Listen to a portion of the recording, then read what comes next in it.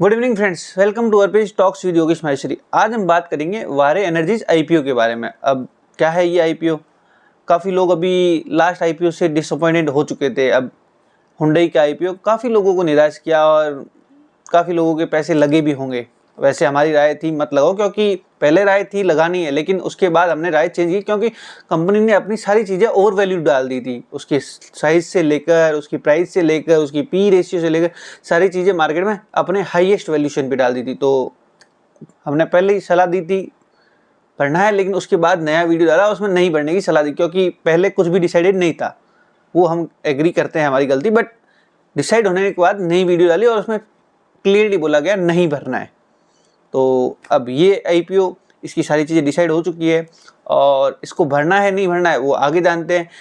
वारे एनर्जीज की अगर बात की जाए तो ये गुजरात बेस्ड कंपनी है और इसकी स्थापना दिसंबर 1990 में हुई थी। और इस कंपनी का अगर मेनली मैन्युफैक्चरिंग काम देखा जाए तो सोलर पीवी मॉड्यूल्स के ये मैन्युफैक्चरिंग करती है। और अगर इसकी कैपेसिटी की बात की जाए तो इसके पास 12 गीगावाट की कैपेसिटी है, जो कि सोलर पीवी मॉड्यूल्स में इंडिया में नंबर 1 पे है। और बात की जाए इसकी मैन्युफैक्चरिंग यूनिट्स की तो अभी इसकी 4 मैन्युफैक्चरिंग यूनिट्स है, जो कि सूरत, थंब, चिकली और नंदीगांव में स्थित है। वारे एनर्जीज आईपीओ की अगर बात की जाए तो ये कंपनी 4300 करोड़ का इश्यू ला रही है, जिसमें 3600 करोड़ का फ्रेश इश्यू और 700 करोड़ का अप्रोक्सीमेटली ये ऑफर फॉर सेल ला रही है, जिसमें 1427 से लेकर 1503 तक की प्राइस बैंड पे अपना इश्यू ला रही है और 9 शेयर का एक लॉट है। और इसकी लगाने के लिए मिनिमम आपको चाहिए 13,527 रुपये। डेट्स की अगर बात की जाए तो इसके आईपीओ ओपन की डेट है 21 अक्टूबर और क्लोज की डेट है 23 अक्टूबर। इसकी अलॉटमेंट की डेट है 24 अक्टूबर और लिस्टिंग की डेट है 28 अक्टूबर। ये तो हो गई डेट्स। रिजर्वेशन कोटे की बात की जाए तो 50% रिजर्वेशन है क्यूआईबी के लिए और रिटेल के लिए है 35%। और एचएनआई की बात की जाए तो एचएनआई के लिए 15% रिजर्व है। बात की जाए अगर प्रोमोटर होल्डिंग की तो अभी प्रोमोटर होल्डिंग 72% के आसपास चल रही है और पोस्ट आईपीओ 64% के आसपास हो जाएगी। तो कंपनी अपना 8% हिस्सा घटा रही है ऑफर फॉर सेल के जरिए। और इस कंपनी का मेनली ऑब्जेक्टिव माना जाए कि इस इश्यू का मेनली ऑब्जेक्टिव क्या है, तो ये कंपनी ओडिशा में एक प्लांट लगाना चाहती है जो कि 6 गीगावाट का है, जो कि कंपनी 12 गीगावाट से बढ़कर 18 गीगावाट हो जाएगी। 12 गीगावाट ऑलरेडी है और 6 गीगावाट बढ़ जाएगा, तो 18 गीगावाट की कैपेसिटी वाला सोलर पीवी मॉड्यूल्स इंडिया में नंबर 1 होगा। ऑलरेडी 12 गीगावाट का एक ही है और फिर वो कैपेसिटी बढ़ के 18 गीगावाट की हो जाएगी। ये तो हो गई कंपनी की डिटेल्स। बात करते हैं कंपनी के फाइनेंशियल्स के ऊपर। तो कंपनी के अगर फाइनेंशियल्स देखे जाए तो 2022 में था 3000 करोड़ और वहीं 2023 में बढ़ के हो गया 6800 करोड़ और 2024 में बढ़ के हो गया 11600 करोड़। और Q1 2025 का देखा है तो कंपनी की रेवेन्यू है 3500 करोड़ के आसपास। वहीं प्रॉफिट आफ्टर टैक्स की बात की जाए तो प्रॉफिट आफ्टर टैक्स 2022 में था 80 करोड़ और 2023 में बढ़ के हो गया 500 करोड़ और 2024 में बढ़ के हो गया लगभग 1300 करोड़। और वहीं Q1 2025 की बात की जाए तो 400 करोड़ के आसपास Q1 में प्रॉफिट हो चुका है।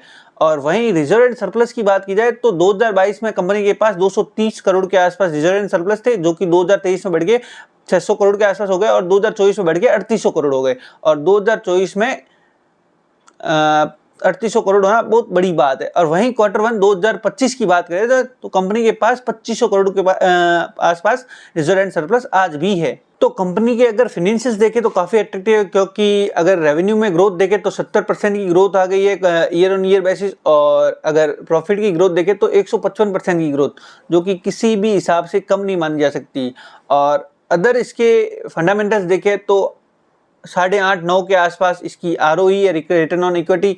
और डेप्ट टू इक्विटी की बात करें तो 0.06, मतलब बिल्कुल कम इसके ऊपर डेप्ट है। और बात की जाए मार्जिन की तो प्रॉफिट आफ्टर टैक्स का मार्जिन 11.47, मतलब 11.5% के आसपास इसके मार्जिन है।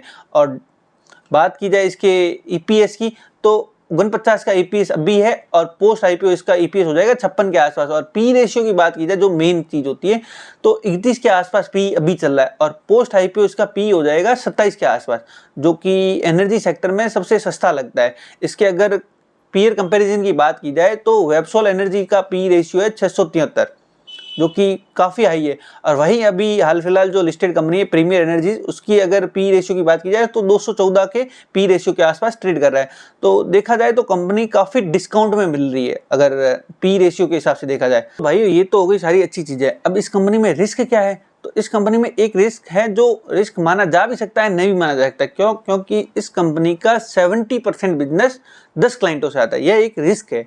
कल को एक भी क्लाइंट कहीं और स्विच होता है तो इस कंपनी के ऊपर काफ़ी बड़ा इम्पैक्ट आ सकता है। अगर बिजनेस के पॉइंट ऑफ व्यू से देखें तो यह एक कंपनी का रिस्क माना जा सकता है, लेकिन कोई मेजर रिस्क नहीं है।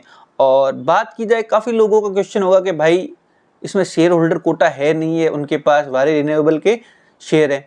तो भाइयों, कंपनी ने इस आईपीओ के लिए शेयर होल्डर कोटा नहीं दिया है। जिसके पास शेयर हो नहीं हो कोई फ़र्क नहीं पड़ता, आप एक ही एप्लीकेशन भर सकते हैं, मल्टीपल एप्लीकेशन नहीं भर सकते हैं। और बात की जाए इस आईपीओ के फाइनल स्ट्रेटेजी की, भाई अब करना क्या है, लगाना नहीं लगाना। तो इसका अगर देखा जाए जीएमपी तो 90% के आसपास चल रहा है, 90% 100% के आसपास। तो मेरा सजेशन है इस आईपीओ में भरना चाहिए। क्यों? क्योंकि एनर्जी सेक्टर का आईपीओ बहुत मुश्किल से आता है और यह कंपनी अपना पैसा जो कि कैपेक्स के लिए यूज़ करी मेनली, जो कि 12 गीगावाट से बढ़कर 18 गीगावाट हो जाएगी। तो पैसा भी सही जगह यूज़ हो रहा है, सही वैल्यूशन पे मिल रहा है, फंडामेंटल्स अट्रैक्टिव है, सारी चीज़ें अच्छी है, तो फिर क्यों नहीं लगाना चाहिए। बात यह है कि लगाने के पीछे रीज़न चाहिए, जो कि रीज़न अपने पास है। तो मेरा सजेशन है आपको ये लगाना चाहिए लिस्टिंग गेन के लिए और लॉन्ग टर्म के लिए भी। अब जिसकी खुल जाए उसकी किस्मत है। अब काफ़ी लोग ये क्वेश्चन पूछेंगे कितने लोगों को खुल सकता है। अब वो तो जितने एप्लीकेशन आती है उसके ऊपर डिपेंड करता है, बट हाँ, खुलने की प्रोबेबिलिटी हाई है। ऐसा नहीं है कि छोटा आईपीओ भी की साइज़ भी काफ़ी अच्छी है। 4300 करोड़ छोटा अमाउंट नहीं होता। Thank you friends for watching us. If you have any suggestion, please put in the comment section and please like, share and subscribe. Thank you.